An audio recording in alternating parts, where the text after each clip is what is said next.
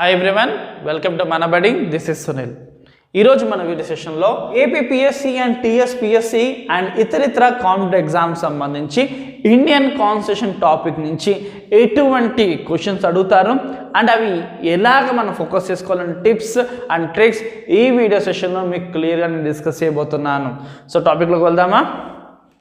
So Indian constitution, అసలు ఈ మా కాన్స్టిట్యూషన్ అంటే ఏంటి? రాజ్యాంగం. సో ఇండియన్ కాన్స్టిట్యూషన్ అంటే ఏంటి? ప్రతి ఒక్కరికి కొన్ని రూల్స్ రెగ్యులేషన్ ఉంటుంది. అది గేమ్ అయి ఉండొచ్చు, ఏదైనా ఉండొచ్చు. సో గేమ్ ఉండొచ్చు, లేదా ఒక మనిషికి ఉండొచ్చు, ఎవరికైనా వాళ్ళు జీవించే విధానంలో కొన్ని రూల్స్, సెట్ ఆఫ్ రూల్స్ ఉంటేనే అది ప్రాపర్ డిసిప్లిన్గా వెళ్తుంది. సో అది ఒక రిలీజియన్కి ఉండొచ్చు, అది ఒక గేమ్కి ఉండొచ్చు, ఒక దేశానికి ఉండొచ్చు. సో ఒక దేశం ఎలాగ రన్ చేయాలి, ఒక దేశం ఎలాగ ఎటువంటి రూల్స్ని పాటించాలి అన్న లాకు సంబంధించే ఒక బుక్కే కాన్స్టిట్యూషన్ బుక్, రాజ్యాంగం. సో రాజ్యం ఎలా నడవాలి, రాజ్యాన్ని ఎలా పరిపాలించాలి అనే ప్రతి చిన్న పాయింట్ నుంచి పెద్ద పాయింట్ దాకా ఆ కాన్స్టిట్యూషన్లోనే రాయబడింది. అసలు ఎప్పుడు స్టార్ట్ చేశారు అంటే మన దేశానికి స్వాతంత్రం రాకముందే ఇది రాయడం మొదలుపెట్టారు. మన దేశానికి స్వాతంత్రం వచ్చింది ఎప్పుడు? 1947 ఆగస్ట్ 15. అంతకుముందే అంటే 11 గంటలకి డిసెంబర్ 9th 1946 మొదలు పెట్టడం జరిగింది. కాన్స్టిట్యూంట్ అసెంబ్లీ త్రూ మన దేశ రాజ్యాంగాన్ని మనకి అందించడానికి. సరిగ్గా మొదలుపెట్టిన అంటే 2 years 11 months 18 days తర్వాత ఆ కాన్స్టిట్యూషన్ రాయడం కంప్లీట్ అయ్యింది. సో ఎప్పుడు స్టార్ట్ చేశారు? 11 AM 1946 డిసెంబర్ 9th స్టార్ట్ చేస్తే ఏ రోజు కంప్లీట్ అయింది? నవంబర్ 26, 1949 కంప్లీట్ అయింది. ఈ డేట్ గుర్తుపెట్టుకోండి, అడాప్టెడ్ డేట్. అంటే ఆ రోజు దేశ రాజ్యాంగం రాయడం కంప్లీట్ అయిపోయింది. సో కంప్లీట్ అయింది. సో అందుకే ఈ రోజున కాన్స్టిట్యూషన్ డే కింద సెలబ్రేట్ చేస్తారు ఈనాటికి కూడా. సో ఇండియన్ కాన్స్టిట్యూషన్ డేట్ ఏంటి అంటే నవంబర్ 26, 1949. బికాస్ ఆ రోజు మనకి దేశ రాజ్యాంగం రాయడం కంప్లీట్ అయింది. మనది lengthiest constitution in the world. 2 years 11 months 18 days పట్టిన ఒక దీర్ఘకాలం, చాలా క్లుప్తంగా డీటెయిల్డ్గా మొత్తం రాజ్యాంగం అయితే రాసి మనకి ఇవ్వడం జరిగింది. సో దీన్ని ఎప్పుడు అమల్లోకి తీసుకొచ్చారంటే 26 January 1950 అమల్లోకి వచ్చింది. ఈ రెండు డేట్స్ మీరు గుర్తుపెట్టుకోండి, అడుగుతారు మనకి కాంపిటేటివ్ ఎగ్జామ్స్లోని. నవంబర్ 26, 1949 అడాప్ట్ అయింది అంటే ఫినిష్ అయింది. అండ్ ఎన్ఫోర్స్మెంట్లోకి ఎప్పుడు వచ్చింది, ఎనాక్ట్లోకి ఎప్పుడు వచ్చింది? 26 Jan 1950. సో ఒక 2 days ముందు అంటే January 24th 1950 హిందీలోను ఇంగ్లీష్లోను అప్పటి మెంబర్స్ అందరూ కూడా ఫైనలైజ్ చేసి సంతకం పెట్టిన తర్వాత 26th మనకి ఎన్ఫోర్స్మెంట్లో అయితే రావడం జరిగింది. సో అసలు మొదలు ఎప్పుడు పెట్టారు? December 9th 11 AM 1946.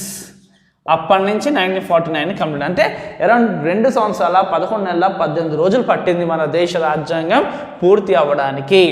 సో దేశ రాజ్యాంగం రాసిన టైంలోనే అంటే ఆ టైంలో 1950 26 January టైంలోనే మొత్తం ఆ రాజ్యాంగంలో 395 ఆర్టికల్స్, 22 parts, 8 schedules అయితే ఉన్నాయి.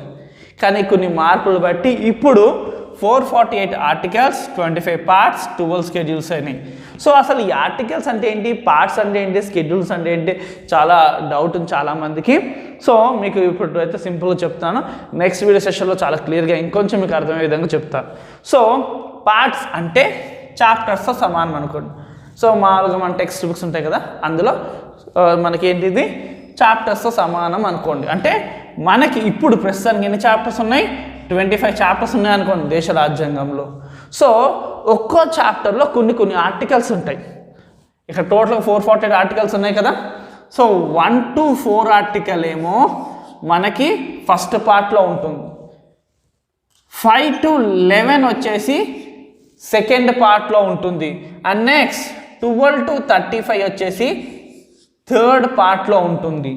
అండ్ ఫోర్త్ పార్ట్లో 35 to 51, 36 to 51 వచ్చి ఫోర్త్ పార్ట్లో ఉంటుంది. అంటే అర్థం ఏంటంటే ఈ ఆర్టికల్స్ అంటే ఏంటి, కాన్సెప్ట్స్ కింద అనుకోండి, టాపిక్స్ కింద అనుకోండి. కొన్ని టాపిక్స్ కొన్ని టాపిక్స్ ఒక్కొక్క చాప్టర్లో పెట్టడం జరిగింది. అలాగే మనకి టోటల్గా 25 చాప్టర్స్లో కొన్ని టాపిక్స్ చేర్చుకోవడం జరిగింది. ఫస్ట్ 4 టాపిక్స్ వచ్చి ఒక పార్ట్కి సంబంధించింది. సో నెక్స్ట్ 5 to 11 వచ్చి ఒక టాపిక్ సంబంధించింది. 12 to 35 ఒక టాపిక్ సంబంధించింది.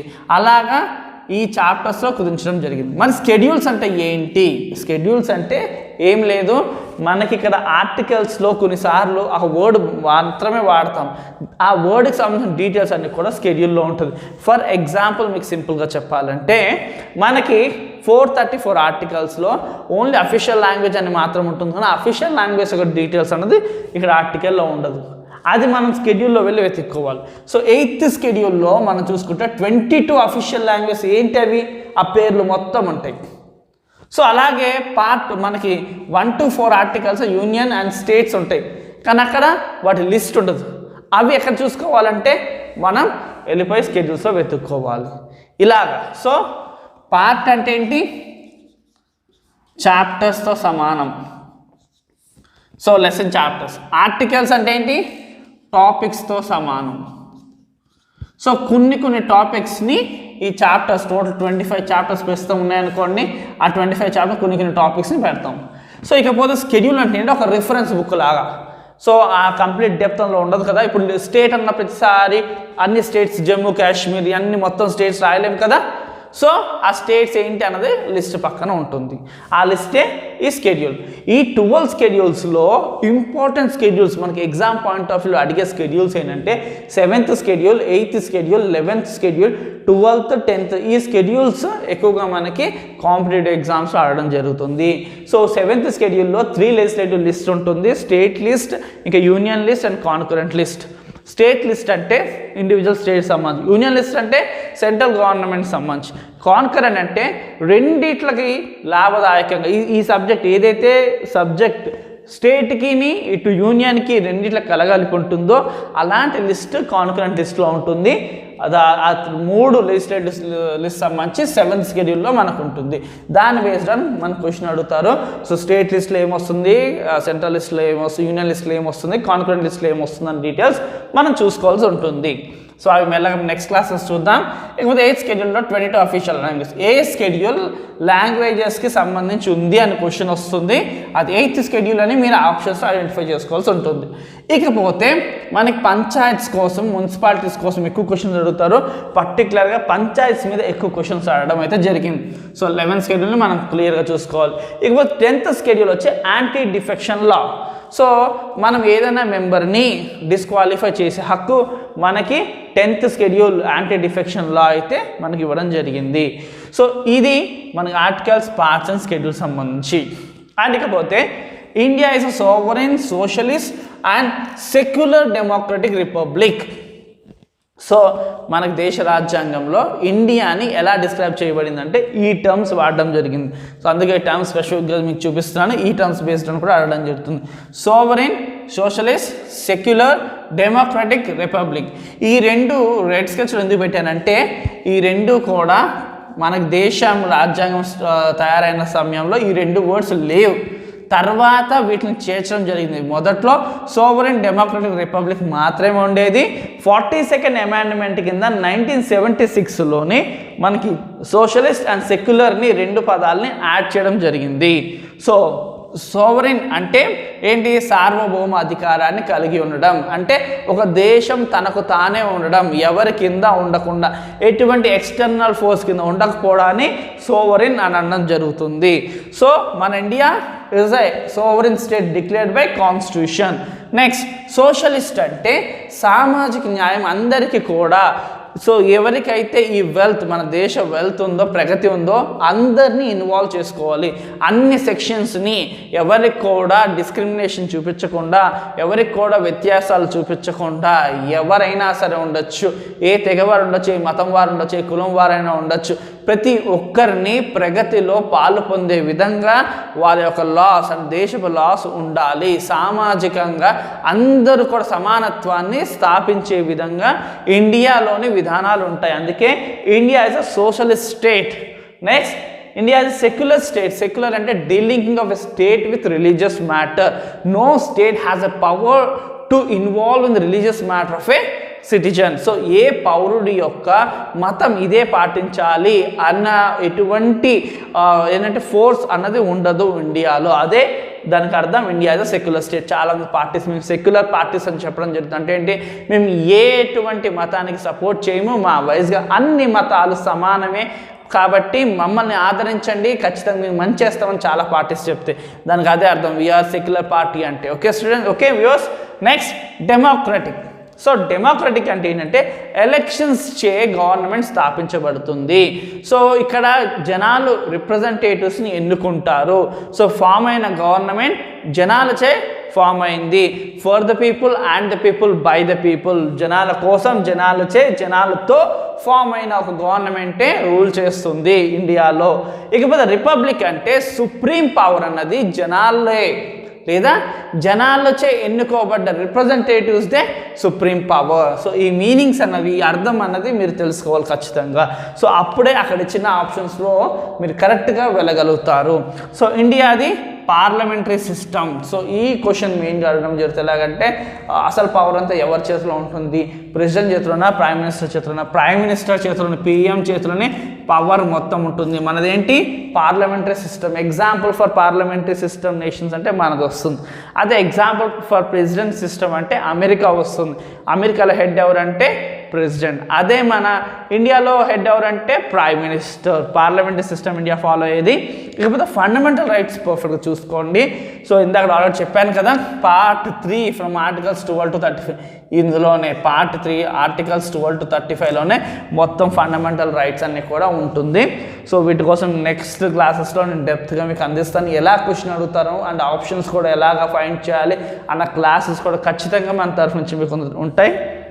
సో ఫండమెంటల్ డ్యూటీస్ కూడా పర్ఫెక్ట్ చూసుకోవాలి. పార్ట్ 4Aలో ఆర్టికల్ 51A దగ్గర ఫండమెంటల్ డ్యూటీస్ కోసం క్లియర్గా చెప్పడం జరిగింది. అండ్ డైరెక్టర్ ప్రిన్సిపల్స్ కూడా చూసుకోవాలి.